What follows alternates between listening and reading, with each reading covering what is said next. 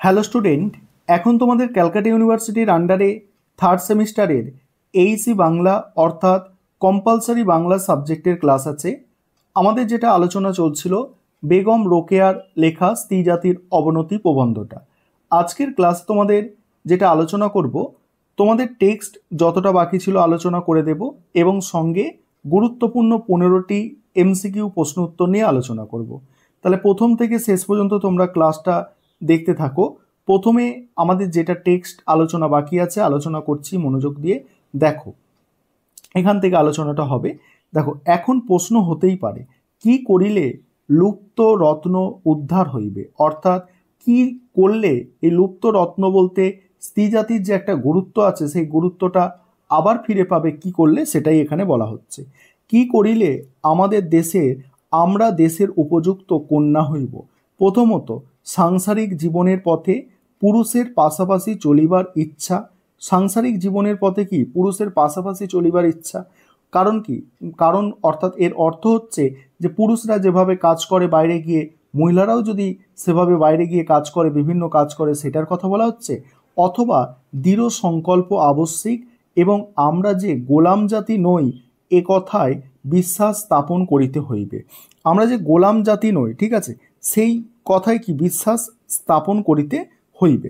তারপরে কি বলা হচ্ছে দেখো, পুরুষের সমকক্ষতা লাভের জন্য আমাদিগকে অর্থাৎ আমাদের যাহা করিতে হইবে তাহাই করিব।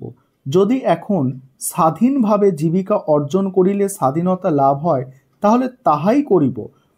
তারপরে কি বলা হচ্ছে দেখো, আবশ্যক হইতে বলছে, আবশ্যক হইতে আমরা লেডি কেরানি বলছে, আবশ্যক হইতে মানে যদি দরকার পড়ে আমরা লেডি কেরানি হইতে আরম্ভ করিয়া lady magistrate, lady barrister, lady জজ সবই হব। অর্থাৎ যদি দরকার পড়ে, অর্থাৎ আবশ্যক মানে কি প্রয়োজন, প্রয়োজন হলে আমরা এই সব কাজও করতে পারি। তারপরে কি বলা হচ্ছে দেখো, তারপর বলা হচ্ছে 50 বৎসর পরে লেডি ভাইসরয় হইয়া এদেশের সমস্ত নারীকে রানী করিয়া ফেলিব। উপার্জন করিব না কেন? আমাদের কি হাত নাই? আমাদের কি হাত নাই, না পা নাই, না বুদ্ধি নাই? কি নেই যে পরিশ্রম আমরা স্বামীর গৃহকার্যে ব্যয় করি, সেই পরিশ্রম দ্বারা কি স্বাধীন ব্যবসায় করিতে পারিব না? তারপরে কি বলা হচ্ছে দেখো, আমরা যদি রাজকীয় কার্যক্ষেত্রে প্রবেশ করিতে না পারি, রাজকীয় কার্যক্ষেত্র মানে সরকারি কার্যক্ষেত্র, সরকারি কার্যক্ষেত্রে প্রবেশ করতে না পারি তবে কৃষিক্ষেত্রে প্রবেশ করিব। ভারতের দেখো, ভারতের বর দুর্লভ হইয়াছে, ভারতে বর দুর্লভ হইয়াছে বলিয়া কন্যাদের কাঁদিয়া মরি কেন? বলছে কন্যাদায় কাঁদিয়া মরি কেন? দুর্লভ মানে কি, যাহা সহজ মানে সহজলভ্য নয়, ঠিক আছে, বর হচ্ছে সহজলভ্য নয় বিয়ে করার জন্য, সেই জন্য বলছে আমরা কাঁদিয়া মরি কেন? কন্যাগুলিকে সুশিক্ষিত করিয়া কার্যক্ষেত্রে ছাড়িয়া দাও, আর নিজেই অন্নবস্ত্র উপার্জন করুক, অর্থাৎ নিজের অন্নবস্ত্র উপার্জন করুক। অন্নবস্ত্র মানে তোমরা বুঝতেই পারছো যে খাবার এবং তার যেসব প্রয়োজনীয় জিনিসপত্র লাগে সেগুলো। যদি বলো আমরা দুর্বল ভুজা, মূর্খ, হীন বুদ্ধি নারী, সে দোষ কাহার? আমাদের, ঠিক আছে, আমাদের। আমরা বুদ্ধিবৃত্তির অনুশীলন করি না বলিয়া তাহা হীন তেজ হইয়া এখন অনুশীলনের দ্বারা বুদ্ধিবৃত্তিকে সতেজ করিব।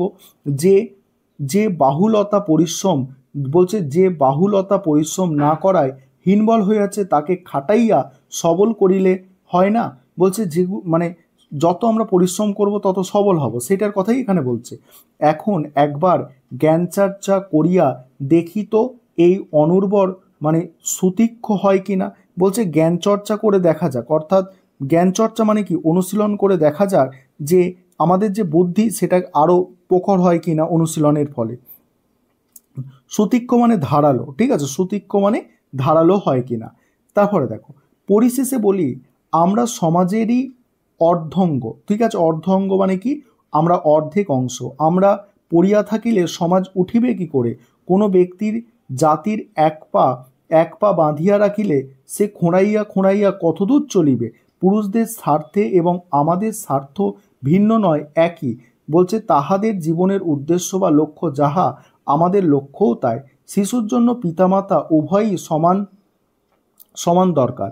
কি আধ্যাত্মিক জগৎ, কি সাংসারিক জীবনের পথে সর্বত্র আমরা যাহাতে তাহাদের পাশাপাশি চলিতে পারি, আমাদের এইরূপ গুণের আবশ্যক।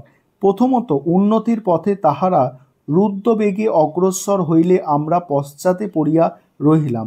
এখন বলছে, এখন তাহারা উন্নতি রাজ্যে গিয়ে দেখিতেছেন সেখানে তাদের সঙ্গিনী নাই বলিয়া তাহারা একাকী হইয়া আছেন, তাই আবার ফিরিয়া দাঁড়াইতে বাধ্য হইয়াতেছেন, এবং জগতের যে সকল সমাজে পুরুষেরা সঙ্গিনী সহ অগ্রসর হইতেছেন, তাহারা উন্নতির চরম সীমায় উপনীত হইতে চলিয়াছেন।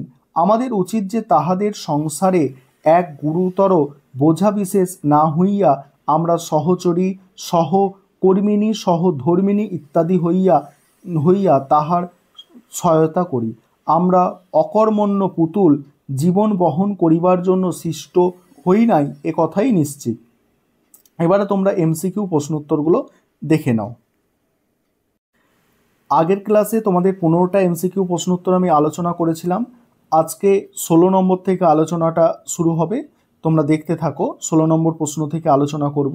তার আগে একটা বিষয় তোমাদের বলে নিই, আমাদের অনলাইন কোচিং ক্লাস চলছে। তোমরা যদি কেউ অ্যাডমিশন নিতে ইচ্ছুক থাকো, এই নম্বরে যোগাযোগ করে অ্যাডমিশন নিতে পারো। নম্বরটা এখানে লিখে দিচ্ছি, দেখো 919230052521 এই নম্বরে তোমরা যোগাযোগ করে অ্যাডমিশন নিতে পারো।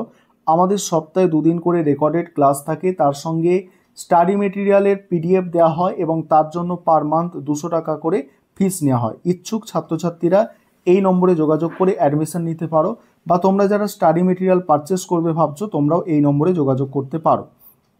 16 নম্বর প্রশ্ন থেকে দেখো, লেখিকার মতে নারীদের কিভাবে নিজেকে প্রমাণ করতে হবে? অ্যান্সারটা দেখো, পুরুষদের সমকক্ষ হয়ে। নেক্সট, লেখিকা নারীর শিক্ষার কোন দিকটিকে তুলে ধরেছেন? নারীর শিক্ষা, নারীর স্বাধীনতাকে তুলে ধরেছেন।